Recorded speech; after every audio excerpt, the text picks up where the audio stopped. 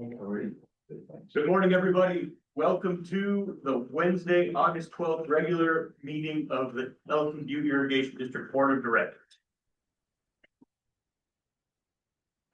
Director Levin, will you please give the invitation?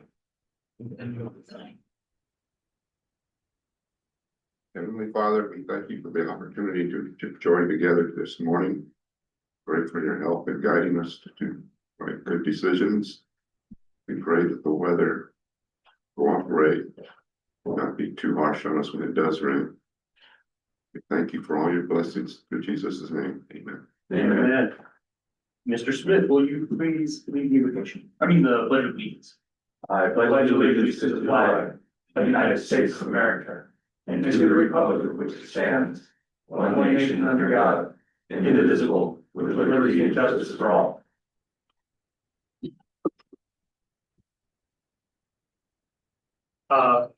Next item on the agenda is introduction of guests. Mr. Serrato.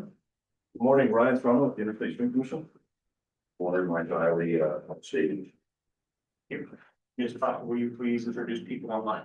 Certainly. Today online, we have AJ Carlson from EBID, Anthony Collin from NMDA, Christina Hernandez, Delise Maciel from EBID. I believe that is Dominique Rosales from EBID, GC. We have James Narvise from EBID.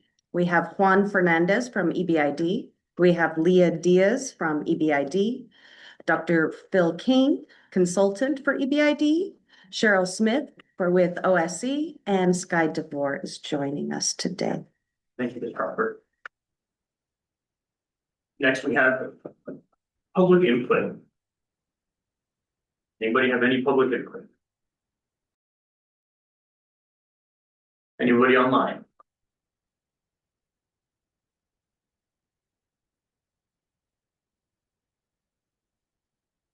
We're moving on, approval of the agenda. With no opposition, we will approve the agenda. Is there any opposition? Okay, with that, the agenda is approved. Approval of board minutes. Any changes to minutes from the last meeting?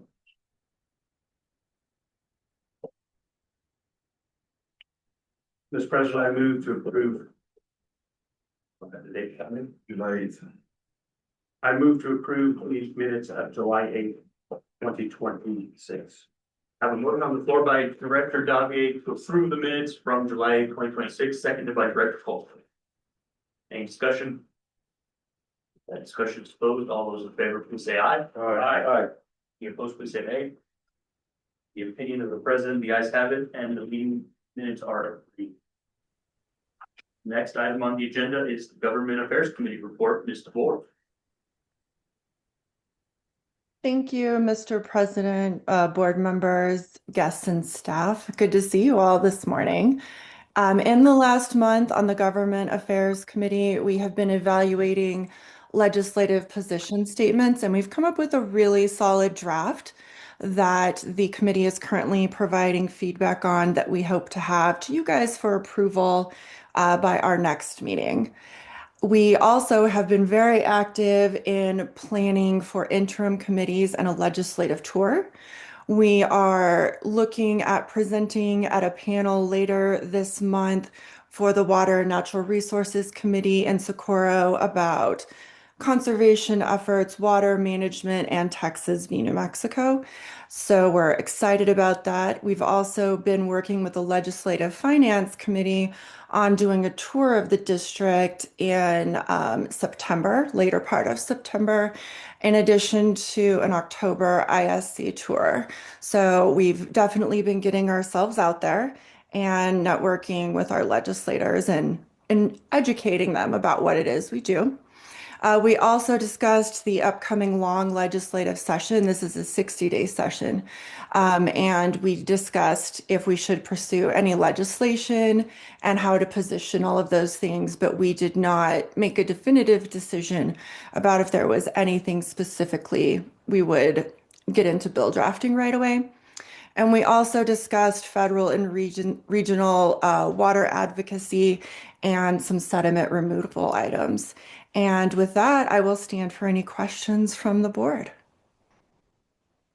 Questions from the board for Mr. Bull or the Government Affairs Committee in general?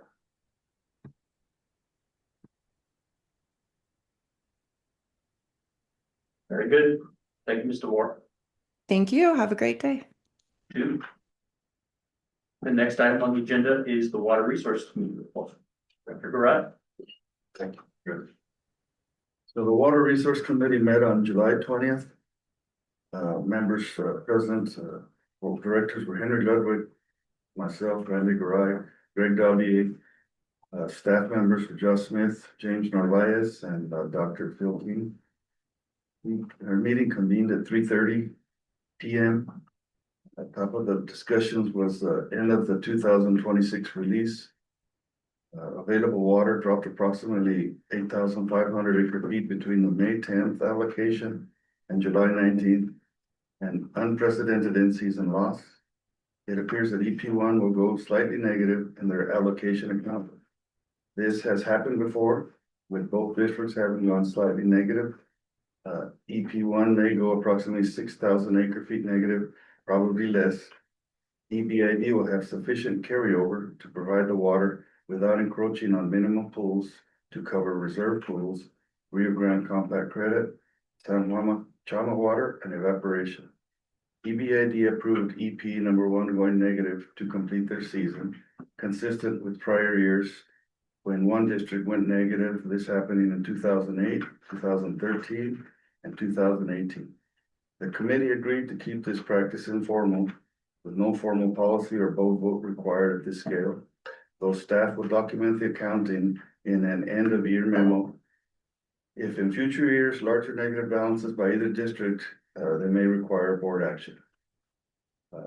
With EBID having shut down in early July, it appears that the 4-inch allotment was the right call, given district operations and this very unusual year. We also discussed the water snapshot, which total releasable water remaining is approximately 28,000 acre feet. EP1 scheduled to release approximately 13,000 acre feet before Kawau shuts down. Currently planned for a July 29 shutdown. Ending storage after EP1 releases approximately 42,000 acre feet of combined storage in both reservoirs. Approximately 15,000 acre feet of planned releases will not occur.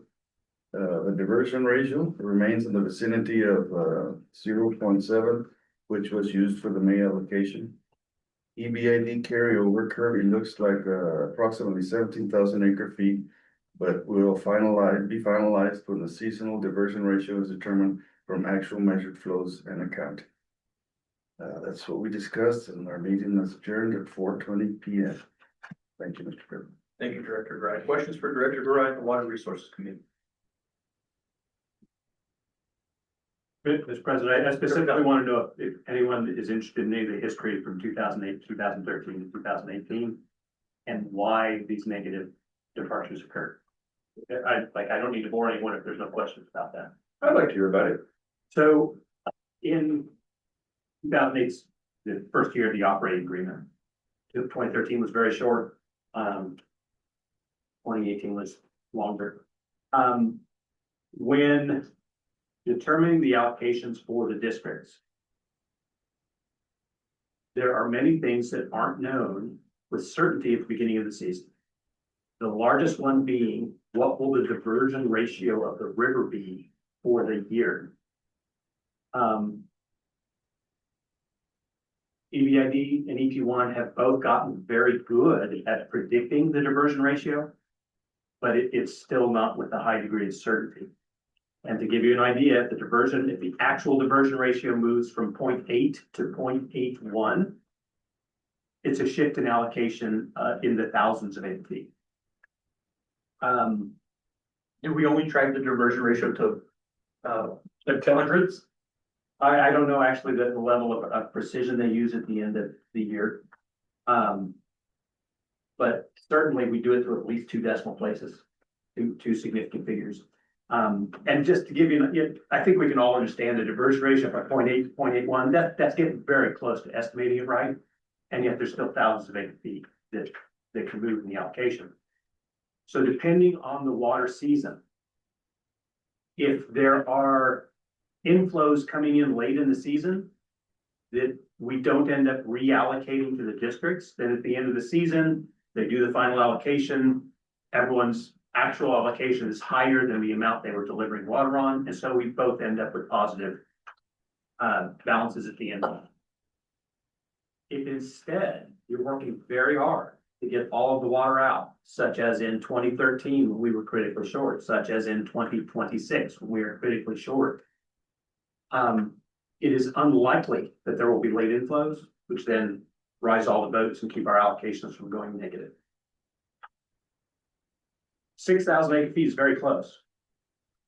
Things that were changing this year, we didn't exactly know the diversion ratio.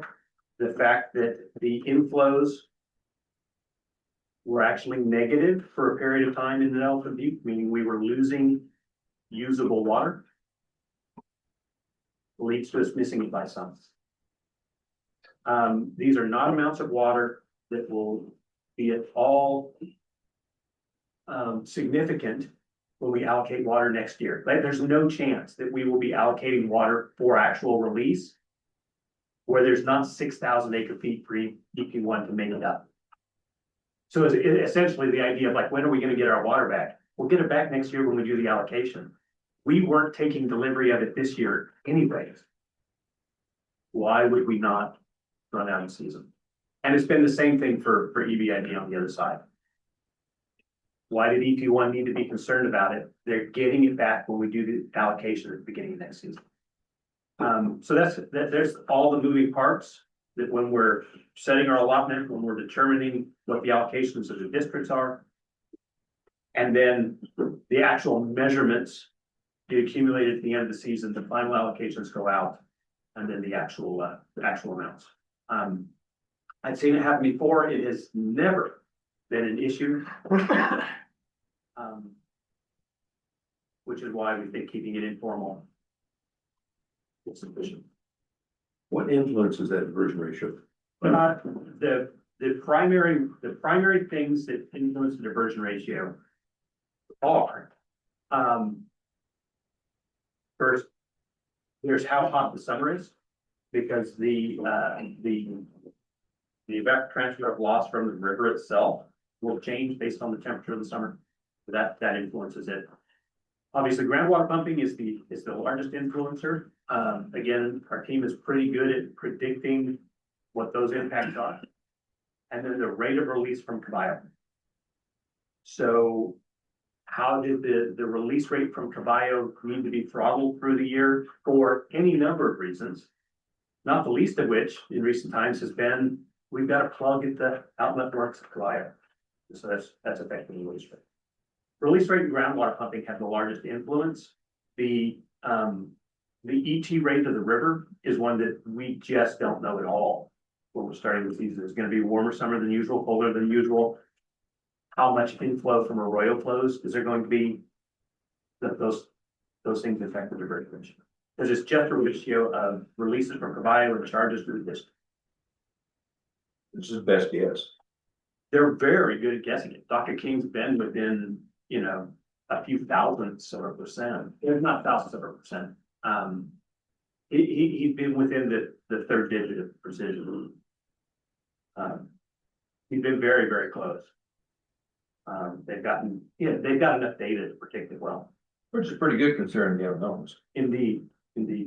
Yeah, one of the things we need to capture from Dr. King before he right into the sunset is how he regresses the diversion ratio for the prediction, because he does it extraordinarily well. Don't write yet. Thank you for that context, Director Dodley. Moving on, Water Resources Report, Dr. King. Thank you, Mr. Chairman.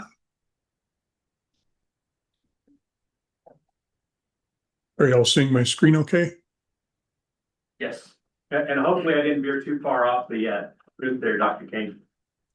No, you're basically right. In the regression I use, my standard error is about 17,000 acre feet, which if you've got 600,000 acre feet to release, that's a lot of water.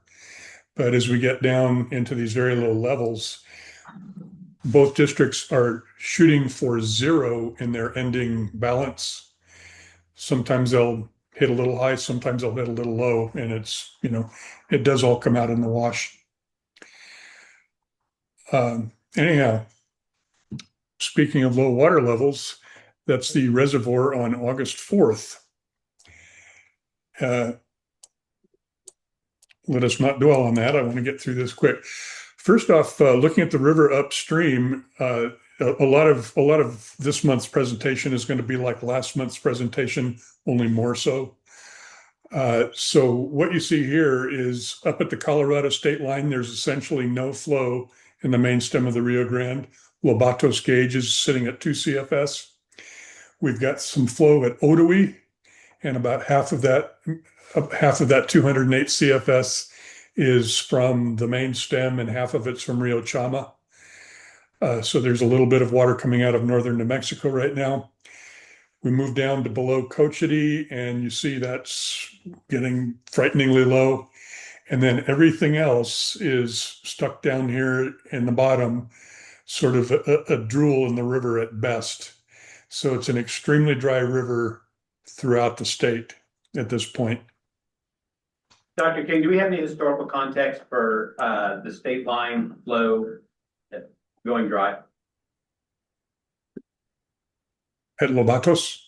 Yeah. I don't know. I meant to go check that and I haven't yet, but this is the lowest I recall ever seeing it. But I would need to go back to the 50s and look at what happened back then. But this is the worst I've ever noted. Actually, this is the worst up and down the river that I've ever noted. And, for context, droughts impact downstream water supply more than it impacts upstream water supply. So the fact we're used to drying in the river once you get down to our stretches. That's awfully close to the headwaters of Batos. And the river drying there is extraordinary. And the 3 gauges in Albuquerque, 7 CFS at Alameda Bridge, and then El Paseo and Albuquerque are both zeros. It's you drive over those bridges, it's pretty shocking. It reminds me of the lower Rio Grande, unfortunately. Taking a look at our current storage, we were at 27,232 as of midnight on August 10th. It has gone down slightly, but that's an extremely volatile number because of the way it's measured. Same with Caballo, 14,600. Total project storage was about 42,000. We've got some some compact credit, San Juan Chama water, which is not current. I haven't gotten around to updating that, but it's probably slightly less than that now. What it all boils down to, this is a final number for Caballo release here. So our seasonal supply, what was released plus what was left as releasable, is only about 236,000 acre feet. And as I mentioned, the net inflow is right about zero, maybe a little positive, maybe a little negative, but the Rio Grande at El Paso Narrows, which is the last gauge before the reservoir pool, has been zero for some time. So any gain is probably coming out of bank storage release. It's water that, because the reservoir dropped, you get sort of spring flows coming back into it. As those drain down, evaporation will eventually take over. And I'm expecting, without some help from the monsoon, to see negative net inflow into the reservoir. These are preliminary charges. The one that have the least handle on is the El Paso charges. That's always the last one that gets computed, because in order to get final El Paso numbers, you have to have final EBID numbers, final Mexico numbers, and final Caballo numbers. This Caballo release is not yet final. Reclamation has that checked over by USGS. EP1, I didn't get a response out of EP1 on what the final charges were going to be, but this is, last we talked, it was about 82,000 for the charge, which is about 3,000 acre foot negative. In Director Garai's report, he said 6,000 probably less. It was less. It was about negative 3,000 on that order. But again, these are preliminary numbers.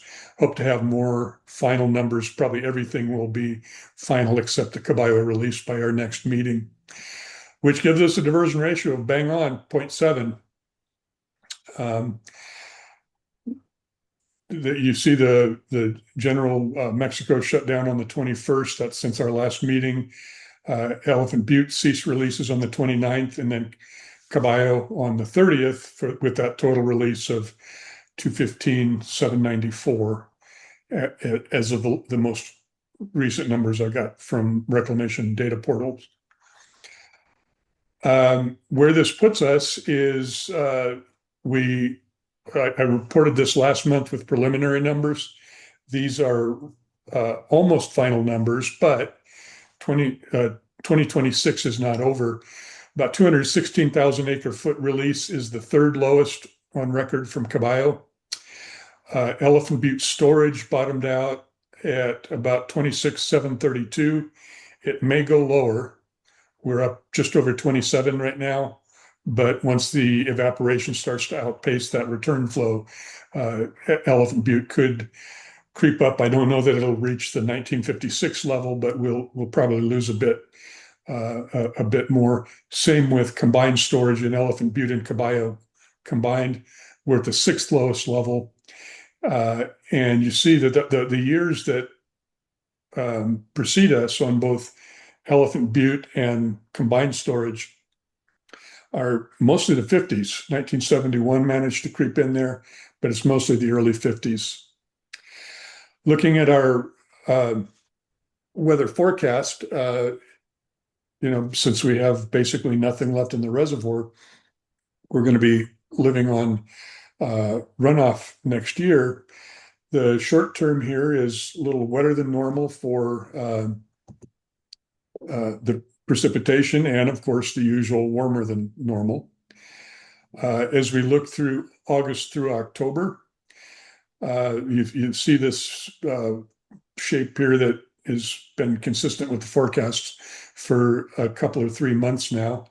Also warmer than average, but above average precipitation as we sort of wind down our monsoon season.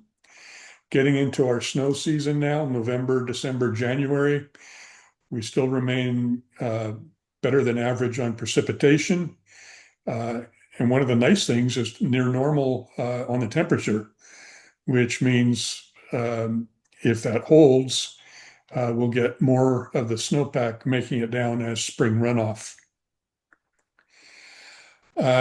This seasonal drought outlook, you see this blob here that is drought removal likely or mostly drought remains but improves.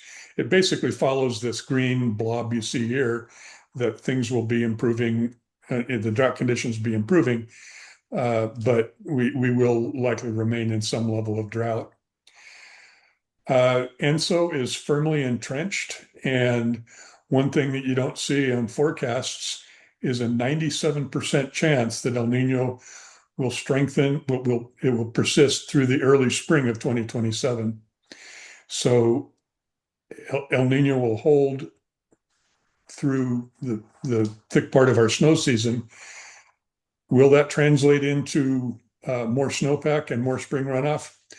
Hopefully more snowpack. Spring runoff is going to be difficult because, of course, as you saw, the river is so dry, the watershed above the river is so dry as well. Now, we also have seen years with a strong ENSO and below average snowpack. Absolutely. It's a messy correlation. I think it's something that people probably tend to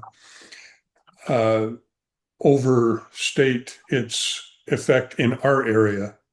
It's a lot clearer that it will affect areas further west of us, but the effect is a bit iffier as you get into our basin. Finally, then we're completed. Get you final numbers or more final numbers by next time. We're at storage levels not seen for decades, and 2027 is really going to be relying on the current monsoon. That usually isn't a big contributor. Once in a while, it will show up big for us.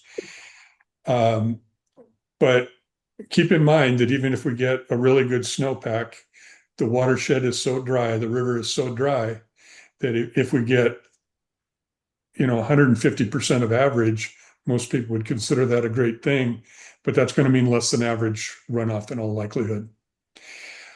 So you heard it here first, and I will reiterate, expect a critically low supply for 2027, and it's time to start figuring out how we want to handle it with the various possible alternatives. And with that, Mr. Chairman, I would take questions. Questions for Dr. King? Mr. President, I have a request for referral. I would request that we refer to the Water Resources Committee to evaluate potential scenarios if total project supply is just over 200,000 acre feet, just under 200,000 acre feet, and historically low, such as 150,000 acre feet. Specifically, I would like them to provide recommendations to this body about what is in the best interest of EBID for releasing or holding its allocation for storage in the coming season. Thank you, Director Doggett. Director Wright, you got that? Yes. Okay. And to be clear, Mr. President, we should evaluate what's in the best interest of our district and our members. We then have a responsibility to communicate that to our partnering district in El Paso and our partners of reclamation, because what we decide will certainly impact them as well. Thank you, Director Doggett. Any further questions for Dr. King? Thank you, Dr. King. Thank you. Mr. Narvaez, do you have anything for us today? Good morning. Just a quick recap. I mean, he did give somewhat of the final number. I just wanted to show you where that number came from. It'll be really quick. If I could share my screen with you.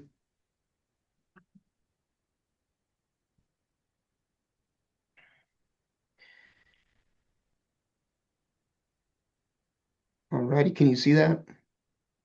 Yes. All right, this would be at the last board meeting, didn't have completely all of July's numbers in at that time.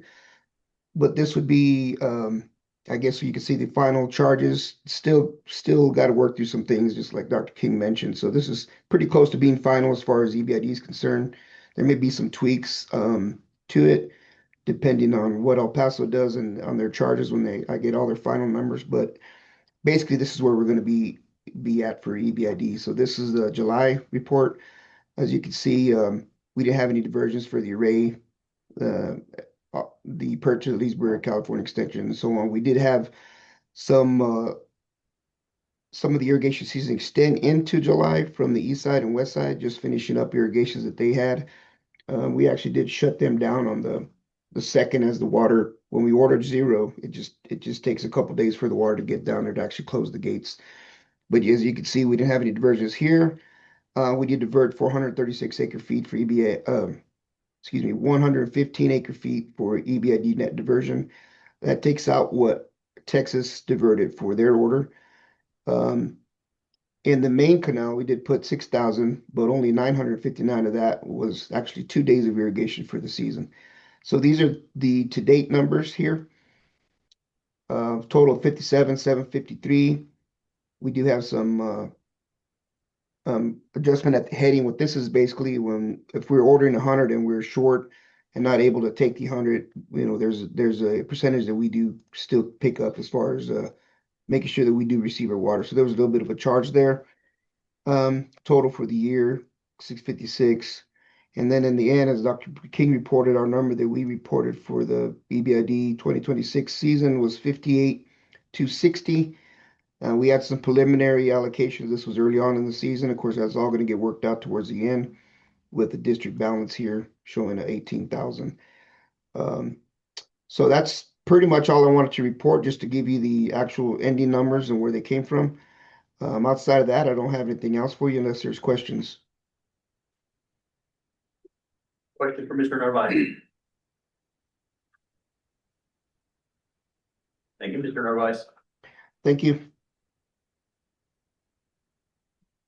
The next item on our agenda is staff report, general and administrative, Mr. Franco.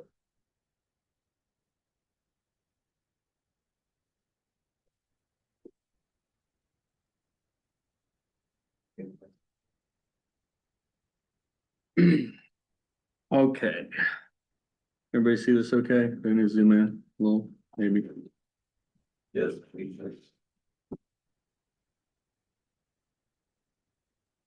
Maybe, no? I didn't see the zoom. Oh, there it goes. Okay. So from here, you can see our cash is up. We have plans for this cash next year. In the budget, I'll be reviewing the budget with the budget committee next week, probably towards the end of next week. I have some one-on-ones with the directors of the departments to do to finalize that.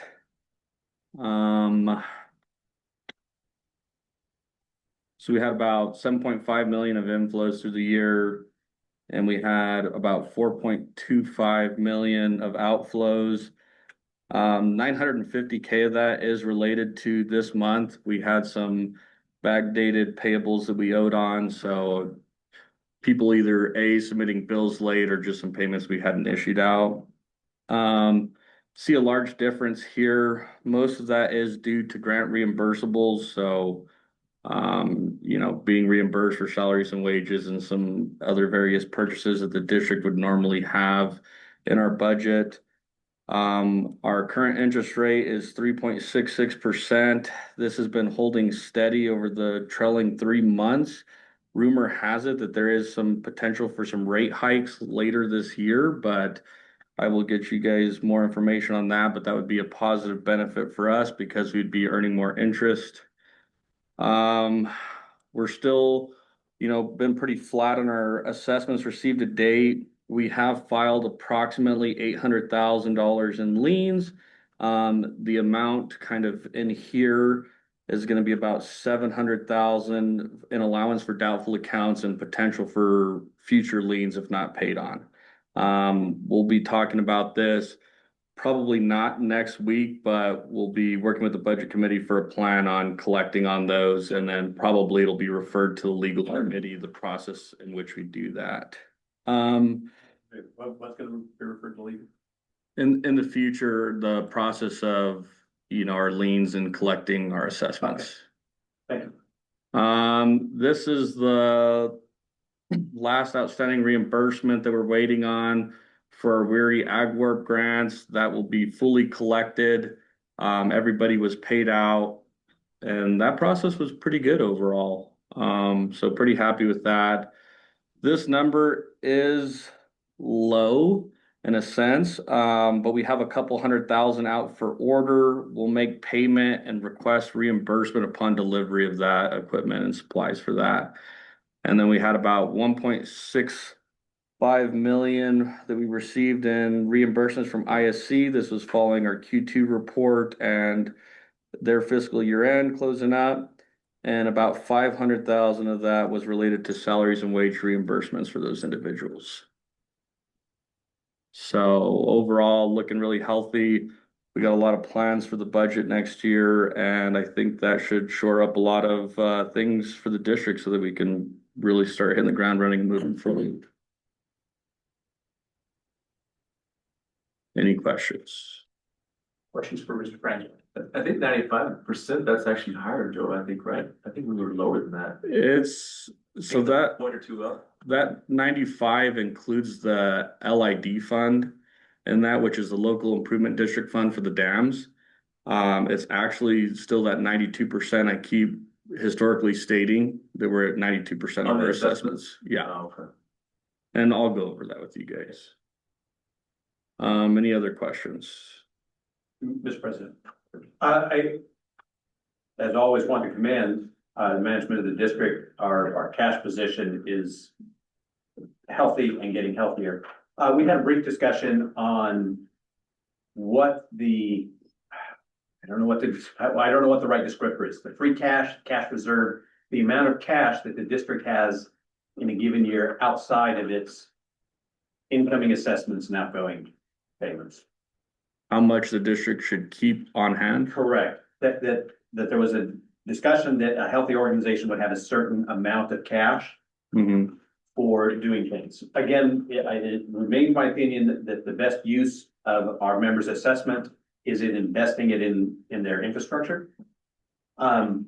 Spending it essentially. However, I do recognize that an organization functions better when it has some amount of cash to be able to maneuver. Mr. Franzo, I would ask when we get to budgeting that you inform the board of what your opinion is of what an optimal amount there is. Okay. So that when we are making decisions about assessments, we can decide if there's an amount of assessment that we need to be putting into place in order to get to that cash level, or if we have more cash than is needed and therefore we can consider that in not needing to raise assessments. Okay. I will state that I was advised in last year's budget to push for a full year's worth in our, we'll just call it reserved cash. Industry standards, I believe, is 4 months to 1 year, so you could be anywhere in there. If I may interrupt, industry standards being government entities that can't borrow. Correct. It is actually regulated to have at least, I believe it's 2 months on hand is the minimum, but they recommend 4 to 12 months. Okay. But in my opinion, and I'll review this with the budget committee, I think 6 months on hand is appropriate.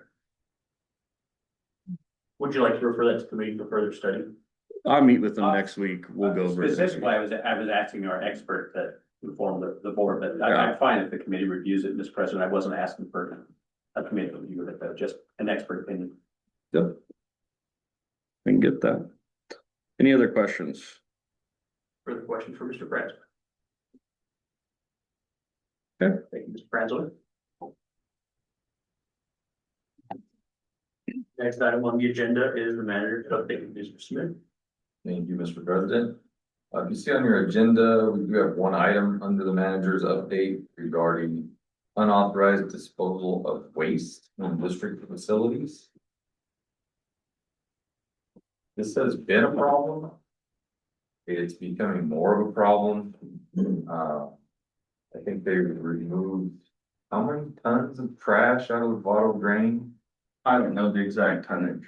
Tons of trash, and that had been cleaned last year because it all washed downstream and then we had to rebuild that drain. So I recall as a brand new lawyer writing letters to people, threatening them with action regarding unauthorized trash in the system, but nothing was ever done. You know, it's always the letter saying we will exercise all of our rights under the law to make this right, and then nothing ever happens. So I would like the board to adopt a policy that actually has teeth and see these to fruition and start forcing people to be accountable for their actions. Yes. I mean, like, so like some of these rough, like the areas you're talking about, would it be advisable, should we like invest in fencing? No. So, What I think we should do is get, if you're gonna put, trimmings or something in our drains, you have to have that permitted. And if you're gonna burn them, whatever, I get that. An issue that we've been having is people are removing their drip tape and dumping it in canals we've just cleaned it. And it's all piled up in there and they're not gonna dispose of it, so we have to mobilize our crews that are busy doing other things to go out and clean it to get that functioning properly. That needs to be permitted, it needs to be reviewed how we get the stick to say, don't do this anymore. And it's not just in one little area or one instance, it's multiple instances throughout the year. So, and there's trash and dumping and pecan trash is also a big problem. you're talking drain ditches or canals? Both. Just their contracts like hose and stuff like it, dumping there? Oh, dumping trees in there and burning it or not burning it, leaving it. But just breathing us. Could we refer that to committee, maybe? Mr. President, I suggest we refer this topic to the land use committee for policy recommendation of the district. Very good. Okay. Refer to the land use committee. We have Josh, what's your recommendation? You had an idea, I think. Why, I mean, I agree with Joel, if people need to use the drains for, I mean, if you wanna burn pecan trash in there, that's fine, but you gotta burn it, you gotta tend it, and you gotta make sure that it's clean when it's done. I don't know that we don't have an issue with that though, I mean, those drains are agriculturally exempt for water, not necessarily for burning things. I don't know. But I think we need to adopt a policy with some teeth that there's a penalty. And or we will call the sheriff and I don't, whether it was you or your neighbor. Whoever's closest property, you're the one liable. Unless you can prove otherwise. Which will, hopefully your neighbors will regulate themselves, because you don't wanna get in trouble because your neighbor was dumping them. Director Olson.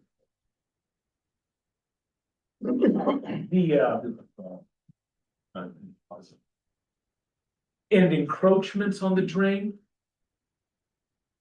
On the drains, is that something to also address in this kind of, Yeah, that's an ongoing problem. okay, I think that's a separate issue. leave it separate. all right. Yeah. Director Colquitt, do you need any further direction from the board as to what you're going to research? We'll just get with Josh, David, land use committee, we'll get it going. Great. Okay, thank you. All right, couple of weeks ago, I went to Washington DC regarding the IBWC's obligation to clean out the river channel. And we worked with Hector Gonzalez from El Paso Water to set up meetings to meet with our legislators, to meet with the White House, Senate Appropriations, and some other committees to talk about the issue and the fact that there is no funding allocated specifically for the IBWC to take care of the Rio Grande channel. President Rosa was supposed to be there, but unfortunately all his flights were canceled. So I had to go solo. We did meet with the White House. We met with all of our congressional delegation, at least their staffers. And I would say that our lobbyist, Chris Foley, and his staff, Lane and Ellie, did an exceptional job. They had all our meetings set up and we were prepared. I think we've actually seen some movement already on this issue, as the IBWC commissioner had to submit a report to the Senate Appropriations Committee, and he did include this issue. So they're planning on hopefully doing something. What we were asking for was $55 million to be earmarked specifically for the Rio Grande out of the 300 million that have been allocated to the IBWC in their appropriation bill. So we'll keep you posted on that. All in all, I think it was a pretty successful trip. Unfortunately, if we have a continuing resolution instead of a budget, we'll fall back to last year's funding, and those efforts will have been for naught. It's my understanding that they have already passed a continuing resolution, Then that was a waste of time. not for next year. Not for next Working year. on it. Yeah. The Lower Rio Grande Water Alliance meetings are now being held here at EBID. Had one August 4th. The big news out of that meeting was a steering committee has been appointed. And Joel Franzoy has graciously agreed to act as one of the steering committee members. We'll keep you posted as far as what happens with that going forward. The state's in the process, maybe Brian will correct me if I'm wrong, rolling out the Regional Water Council program and the Water Security Planning Act guidelines. I've been asked to serve on that council and agreed to do it. There have been some community outreach and information sessions regarding the Water Security Planning Act. You all are interested in that, I can get you dates for when those webinars are taking place. We're working on preparing for stormwater capture. I talked to James and we have a team ready to go and we have our dams set. Unfortunately, we haven't had substantial flows anywhere that actually reach a dam. But when that does happen, we're planning to put as much water into the system as possible. We have a question from Ms. Castro. Good morning, everybody. This is Yesenia Castro with IBWC. Josh, going back to what you were saying about the funding for sediment removal, you mentioned 55 million. You guys were pushing for 55 million out of what? Out of how much? The 301 million that was allocated to IBWC under that budget. Oh, act. okay. So existing, what has been allocated? Okay. Yes. Okay. Thank you. That's what it was specified. Never got it done.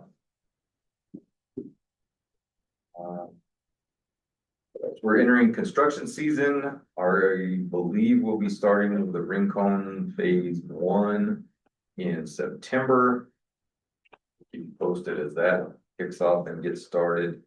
Our biggest problem right now is weeds, because we have had a little rain. Weeds are a big problem. So thanks to Lisa. Lisa's doing a great job trying to keep those under control and deal with issues that constituents and people are raising as they come up.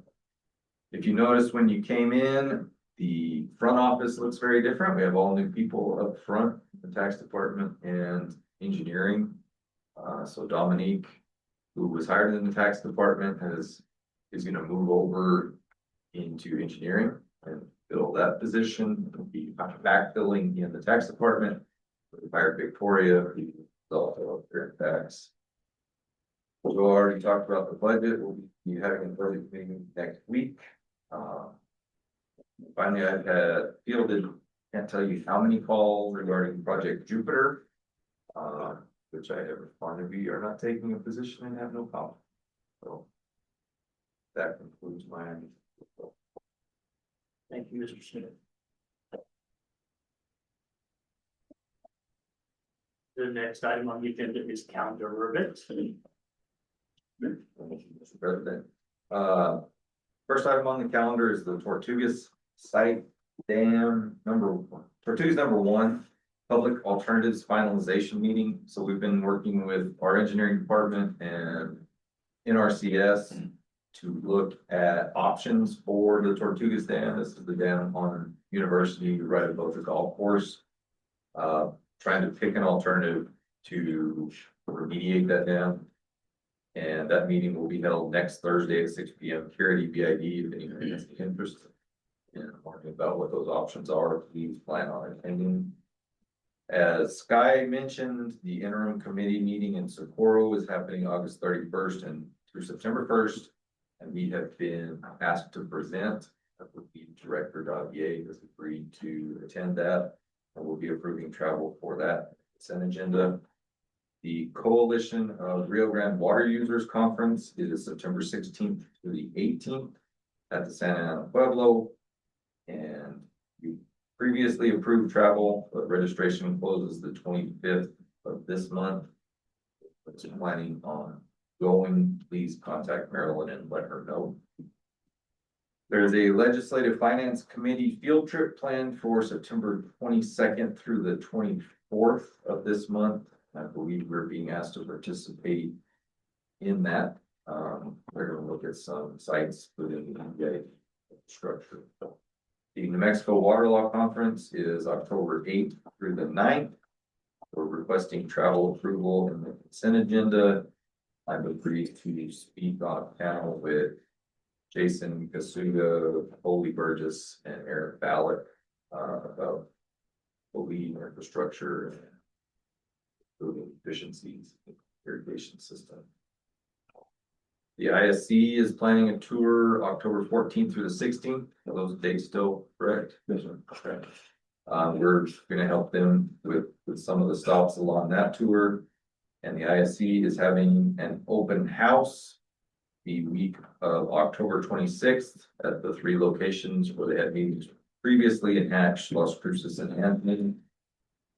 And then finally, NWRA is holding its annual conference and leadership forum in California, November 2nd through the 5th. We'll be approving travel to that in September. Thank you, Mr. Smith. Question for Mr. Smith. Mr. President, for the interim committee meeting in Socorro. I don't know if Mr. Moore is still online. My question, when we get to travel, is there an event that evening that I need to attend as well? The reason I'm asking is whether or not I need lodging in Socorro.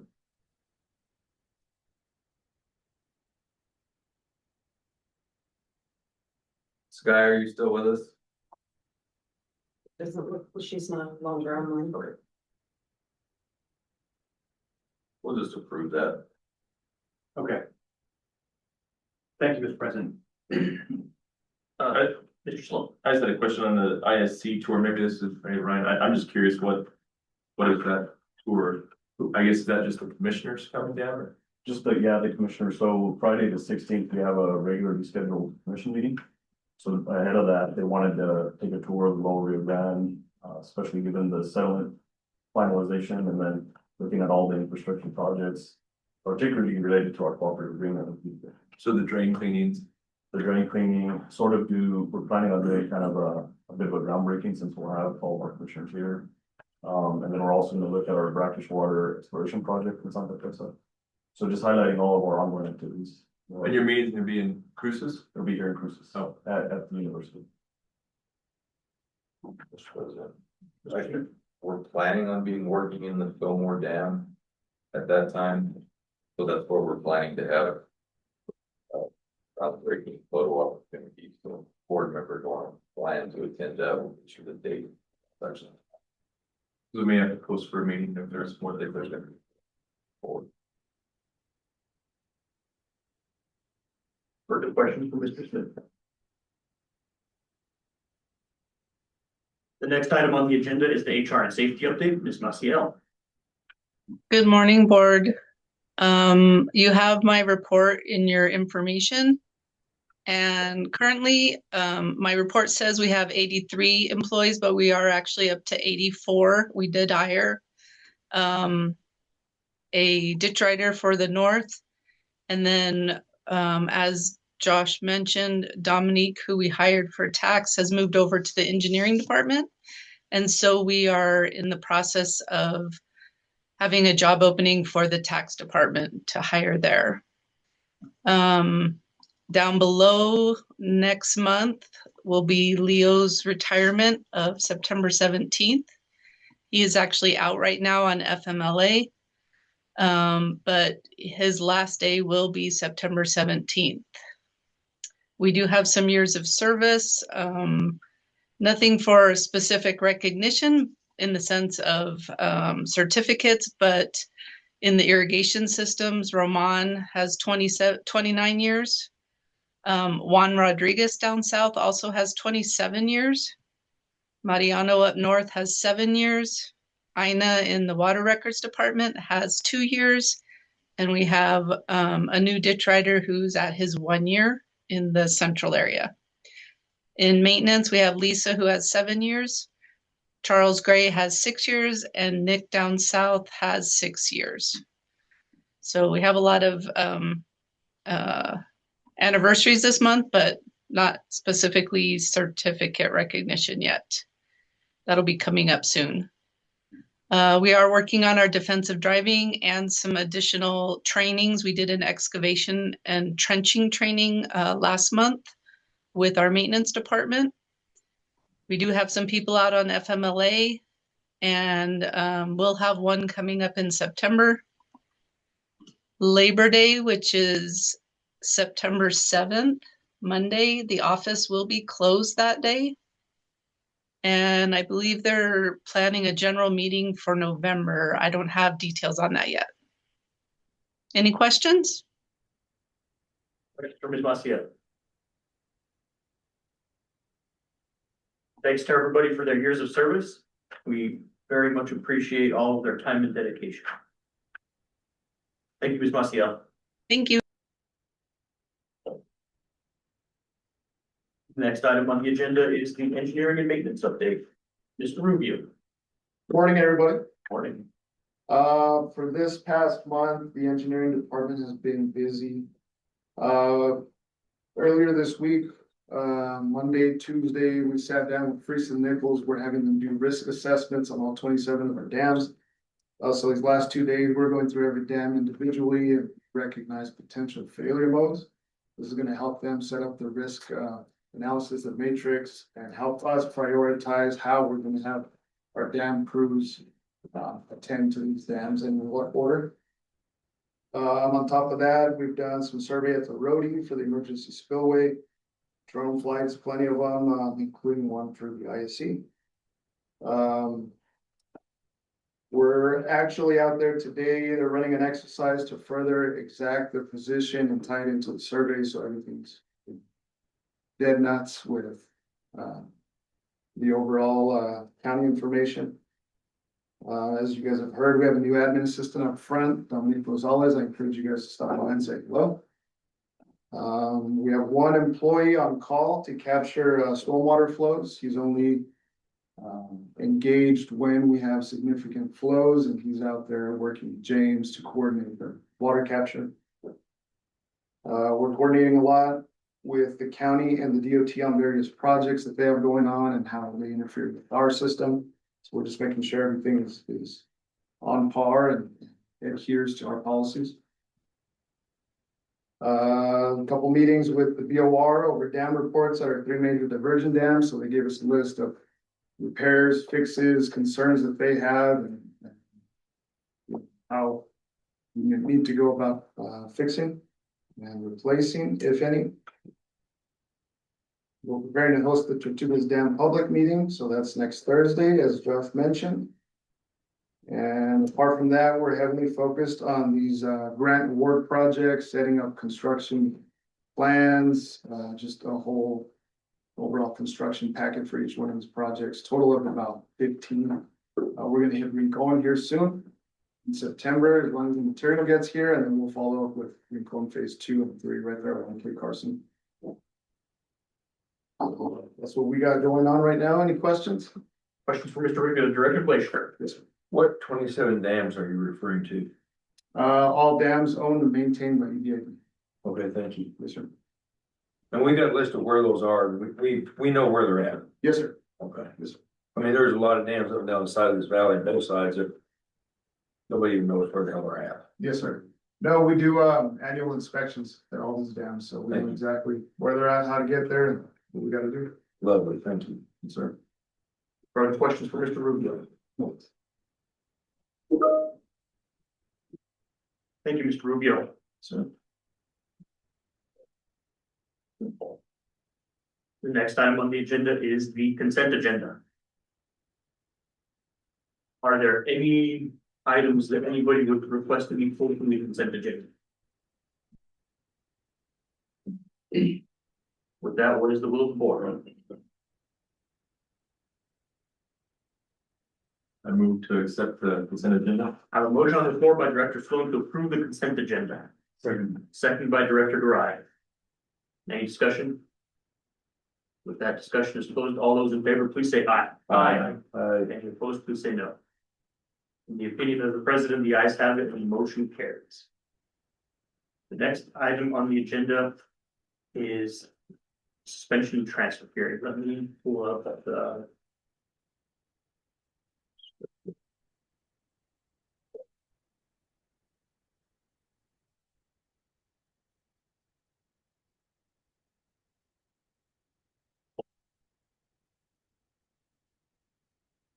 Morning, Ms. Carlson. Good morning.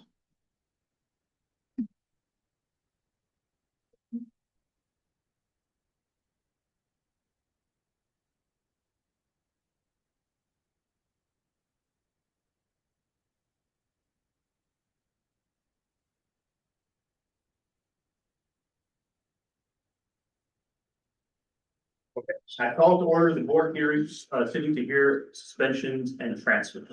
The board is convened to act upon applications by landowners in the district to transfer water rights pertinent to lands within the district which are not suitable for irrigation or capable of being properly irrigated to other lands within the district.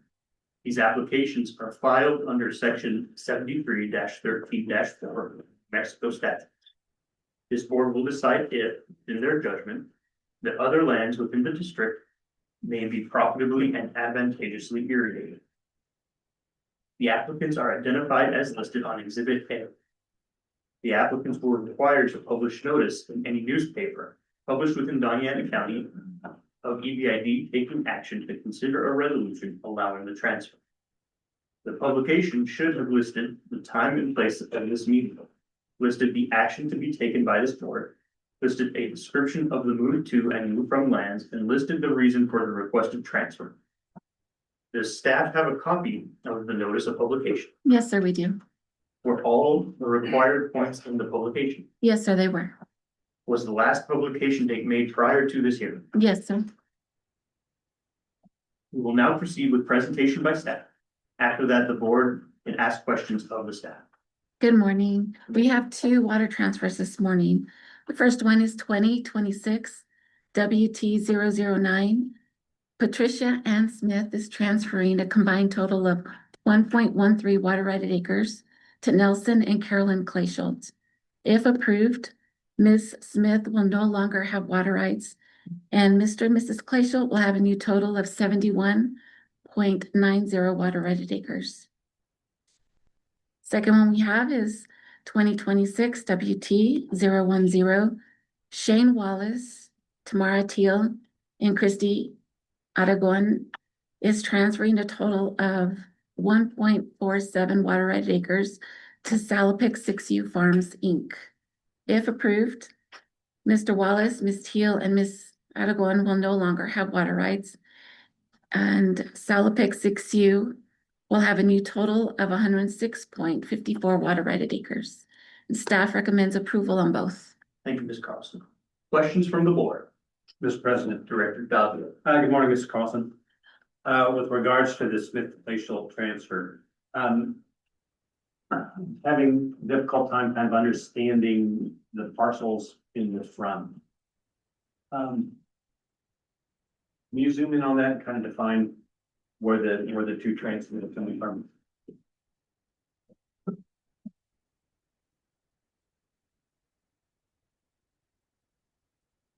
On the from, Correct. The bottom right. I know there's 0.2 and 0.93.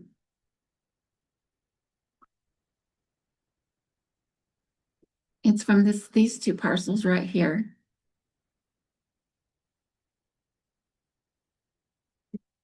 Are they two flat rate parcels that are right next to each other? Yes, sir. Okay. And then my next question is on the move to. Is the EBID classifying these as a stacked water right, or is there an actual expansion in the irrigable acres? This is the WT, so this one is just, it's not stacked. This is Don't they all show up as WTs? no, we do have WTS, which is water transfer and stacking. Thank you.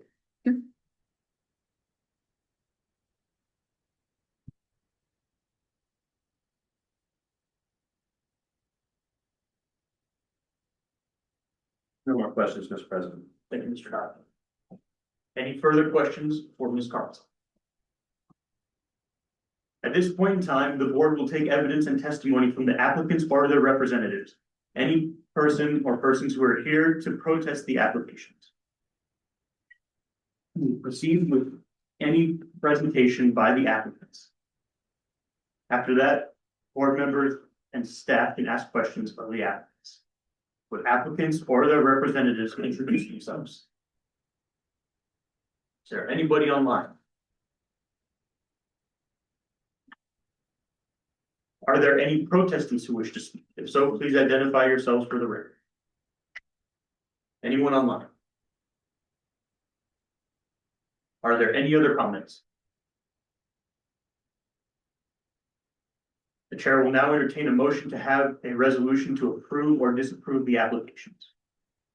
Mr. President, I move approval of resolution 2026-S&P-008.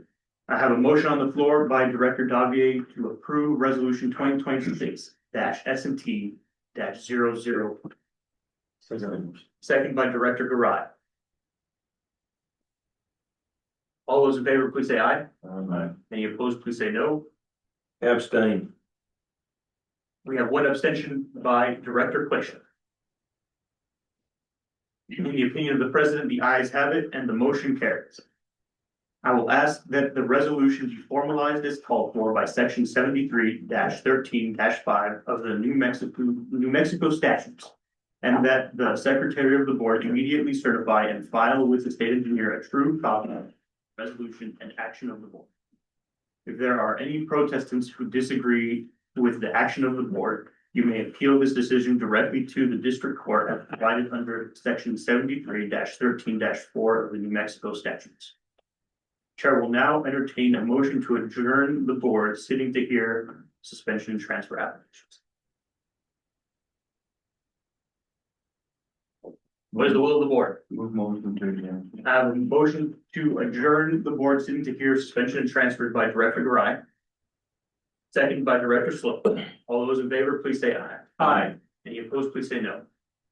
In the opinion of the president, the ayes have it, and the board sitting to hear suspension and transfer applications is. Thank you. Thank you. Thank you, Ms. Carlson.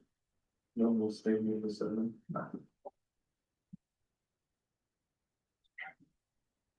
Is there anything else in open session? Just a comment that was rapid, Mr. President. I appreciate the improved organization of our meetings. Yep, much of that is thanks to Ms. Thompson. Thank you for that. Okay, with that, I will entertain a motion to go into closed session to discuss the agenda closed session items. Motion so made. I have a motion on the floor by Director Sloan to go into closed session. Seconded by Derek Hart, I'm sorry. Been a while since you said. All those in favor, please say aye. Aye. Any opposed, please say no. In the opinion of the president, the ayes have it, and we are in closed session. Thank you, everybody.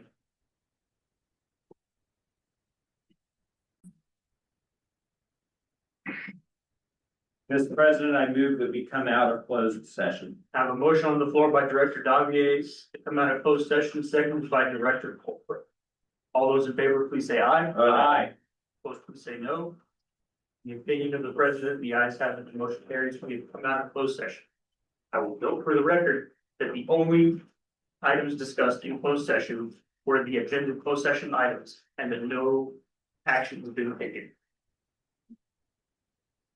Is there anything further for this meeting? With that, I will accept a motion to adjourn. Motion so made. Second. Motion on the floor by Director Colquitt. Adjourned, seconded by Director Glacial. All those in favor, please say aye. Aye. Any opposed, please say no. The opinion of the president, the ayes have it, and the meeting is adjourned. It is 1:12 p.m. Thanks, Dr.